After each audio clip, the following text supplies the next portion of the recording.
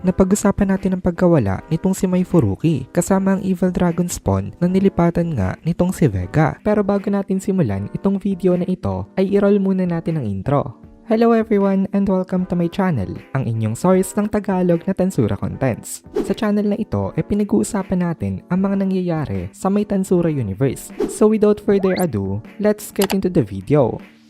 Nag-upload na nga pala guys ang Kohay PH ng Tagalog na solo leveling. Kaya kung gusto mo makapanood ng Tagalog solo leveling contents, bisitahin nyo ang Kohay PH. Link in the description. So ngayon, nawala na nga itong si Mai at wala na rin itong si Vega tapos na ang threat sa may labyrinth nila. Wala na daw point na buhayin pa ang remaining Vega sa harapan nitong si Diablo. Kaya kumilos na agad siya without any hesitation. Ginamit niya ang technique na end of the world. Wala daw way para ma-resist ang world collapse na technique nga nito. At this moment, na-destroy completely itong katawan nitong si Vega. However, na-realize nitong si Diablo na likely nakuha na ng Evil Dragon Spawn na nag-disappear nga kasama nitong si Mai ang power ng main body nitong si Vega. Ito na ang naging real Vega at nakagawa ng complete comeback ang lahat ng mga powers nito sa kanya. Napaklik ng tang itong si Diablo dahil sa inis niya nga dito. Na-realize niya na tama pala ang hinala niya. Hindi pala basta-basta si Vega kaya maging kay Testarossa nagawa nito makatakas. Kaya ngayon hindi na pwedeng laitin itong si Diablo itong si Testarossa patungkol nga dito. Pero hindi na ito masyadong inisip nitong si Diablo at nagsalita na lang siya. Sabi niya,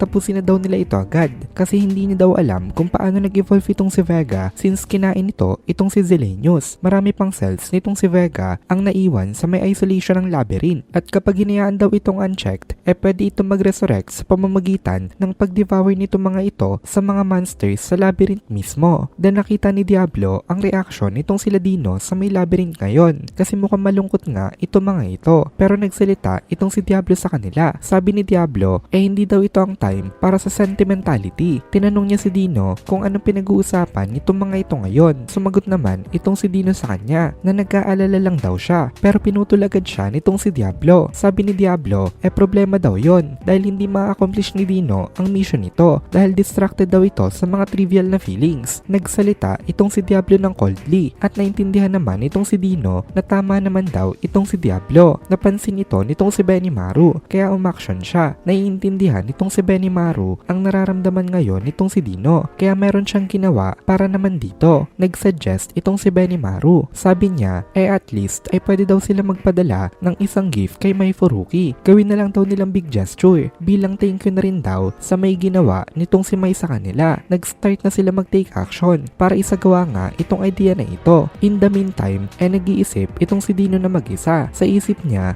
kung willing daw si Mai na gawin yon panigurado magagalit yon kapag hindi nga agad sila umaksyon at kapag inuna nila na magsend ng thank you kesa linisin ang mga cells nitong si Vega. Pero pinagbigyan nga siya nitong si Benimaru kaya magsasend sila ng isang malaking gesture dito kahit na sa tingin nila hindi ito masyadong ma-appreciate nitong si Mai Furuki dahil nga sa kanilang current situation. Pero since nag-agree naman ang mga nandito sumakay na lang rin itong si Diablo. Seryosong tao daw itong si Mai Furuki at ayaw niya nagpapakitang gilas. Ayaw din daw nun na mga masyadong flashy. Naalala yon itong si Dino pero hindi na lang siya nagsalita at nilunok na lang niya ang kanyang sasabihin dapat. Ang space point na kinonect ni Benimaru gamit ang space-time manipulation nasa may outer edge nitong labyrinth. May good reason daw kung bakit tinatawag itong outer edge kahit na nasa may loob naman ito nitong labyrinth nila. Isa itong space-time gap. Adjacent ang labyrinth sa other world o subspace at in contact ito sa many other worlds. Therefore,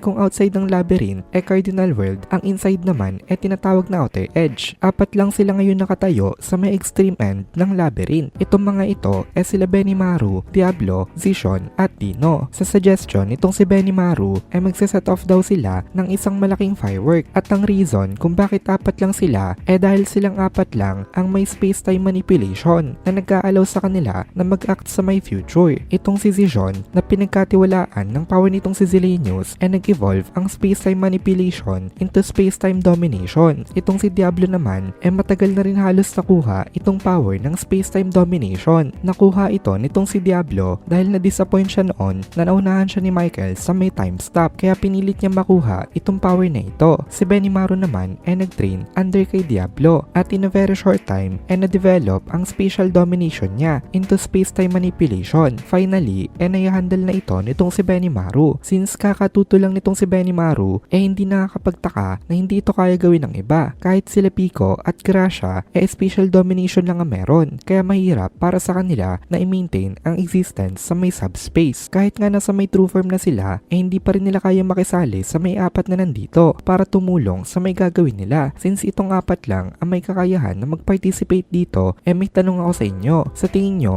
paano natin sila irarank based on strength from weakest to the strongest? Magbabasa ako sa may comment section. Ganun ka-dangerous ang space powers kasi pwede kang mawala dito kapag hindi mo talaga ito alam kung paano ito gamitin at kapag ini-activate mo ito carelessly. Pero bago sila mag-proceed sa may difficult task na ito, hindi nila nakalimutang i-restore ang functionality nitong labyrinth nila. Narinig nila ang boses ni Ramirez na nagsasabing good job daw. Naniniwala daw siya sa kanila. Proof ito na back in the labyrinth na nga sila. Ibig sabihin, kahit na mamatay sila dito, basta as long as sa loob lang nitong labyrinth na ito, assured na gagana ang kanilang resurrection bracelet para buhayin sila ulit. Kaya ang mukha ng lahat ng nandito naging filled with relief. At dito na muna natin tatapusin itong video na ito. Kung nagugustuhan mo itong mga videos natin, ay please consider joining the membership para mapanood mo na agad ang mga kasunod na part dahil palaging advance ang ating mga members. Also, ay please consider leaving a like at mag-comment ka na din para ma-boost naman tayo ng algorithm.